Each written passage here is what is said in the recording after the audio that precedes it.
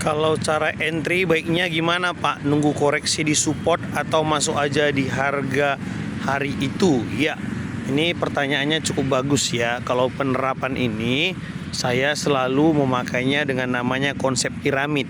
Konsep piramid itu apa? Ya, dimana kita itu sudah menyiapkan dana untuk emiten tersebut. Seperti itu, untuk emiten tersebut.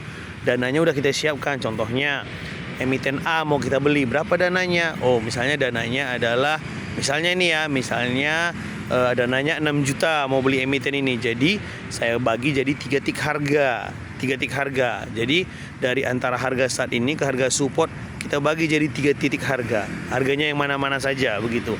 Itu tentu ada korelasinya dengan volume bid. Kita lihat ketebalan volume bid, di mana harga yang dijaga, di mana yang tebal volumenya. Karena kalau harganya tebal volumenya, tentunya yang apa namanya, yang di bawah volume tebal itu sulit untuk didapat. Seperti itu. Nah, jadi misalnya kalau dia 6 juta kan, misalnya harganya ya saya tentukan nih, misalnya harganya, misalnya harga supportnya itu adalah 100, harga saat ini misalnya di 110, langsung saya HK aja tuh 110, saya HK, misalnya saya HK 110 1 juta gitu ya kan, saya HK 110 1 juta baru dia turun nih. Nah kalau misalnya dia turun ya kan, nanti saya tentukan lagi misalnya di 105, nah 105 saya masuk 2 juta, baru nanti di 100 saya masuk 3 juta, seperti itu ya. Itu yang saya lakukan. Jadi dia dibagi 3 tik harga. Jadi karena kenapa? Kalau kita nunggu di support, rupa-rupanya harganya langsung naik, itu gimana? Ya kan? Seperti itu maksud saya, langsung naik. Jadi kita misalnya nunggu di dekat-dekat 100 saja deh gitu ya kan, rupanya harganya di 110 tadi langsung naik. Tapi kalau kita misalnya sudah entry misalnya 1 juta saja di 110 gitu kan, itu kan kalau naik dia kan udah ada cuan yang bisa kita nikmati. 10% saja sudah 100.000 kan, lumayan kan gitu dia teman-teman.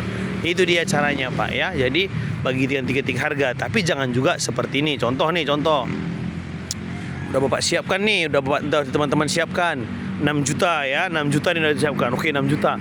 Aku belilah di 110 sejuta, beli 110 juta. Terus harganya nggak turun, nggak juga naik. Terus Anda melihat, wah ini emiten ini bagus ini gitu ya kan, selain dari emiten yang saat ini.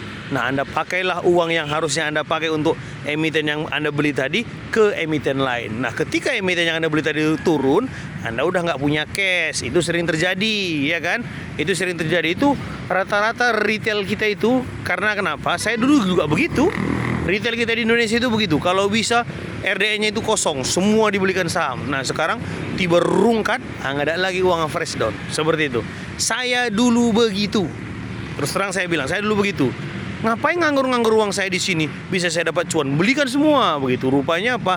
Rungkat sekali semua, hancur juga sekali semua. Seperti itu. Jadi kalau saya sekarang enggak, RDN saya itu selalu terisi, ada terus. Nah, karena saya sudah membuat partisinya gitu, partisinya. Berarti ini sekian juta, ini sekian juta. Jadi kalaupun harganya itu belum turun atau gimana, ada pun saham yang saya tertarik untuk membelinya, wah saya tertarik nih beli ini gitu ya kan. Tapi sisa RDN saya itu sudah ada semua partisinya untuk emiten ini, emiten ini, emiten ini. Jadi solusinya apa? Ya jangan beli kalau nggak punya duit gitu. Kalau memang mau beli emiten itu lagi ya tambah RDN, seperti itu. Kalau gitu nanti kita susah kita susah kita lossnya. Terus terang saya bilang, hanya butuh kesabaran aja. Kalau loss dibilang susah, ya tinggal butuh sabar aja. Karena kan kita nggak tahu kapan saham itu akan naik. Sabar kita. Oh sabarlah dengan seperti ini gitu. Kalau turun dia nanti fresh down lagi begitu. Karena makanya saya dalam trading itu sehari-hari itu ya tetap tenang. Mau kayak manapun ISG saya tenang. Karena kenapa? Saya selalu ada dana untuk fresh down. Sudah saya tentukan harganya. Seperti itu. Sudah saya tentukan harganya. Ya, seperti itu dia. Jadi ketika turun gitu pun saya ada dana gitu. Jadi kalau misalnya ada yang saya tertarik, ya saya harus nambah RDN. Kalau nggak bisa saya nambah RDN, ya jangan. Kamu kan nggak punya duit. Begitu dia. Seperti itu teman-teman ya. Itu dia yang bisa saya jawab Pak. Mudah-mudahan bermanfaat. Salam dari saya, Pinem Excellent.